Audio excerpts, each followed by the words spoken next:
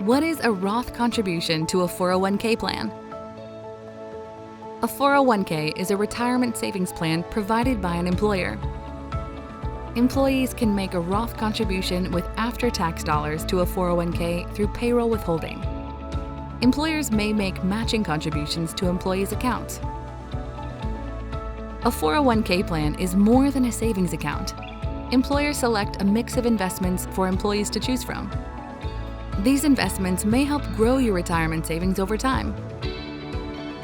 Since you already paid taxes on your contributions, withdrawals can usually be made tax-free at retirement age. The key difference between a traditional 401k and a Roth contribution to a 401k is when you pay taxes on your contributions. Roth contributions to a 401k may benefit individuals in a low tax bracket who anticipate moving to a higher tax bracket during retirement age. Retirement Smarts. Brought to you by Emeritus.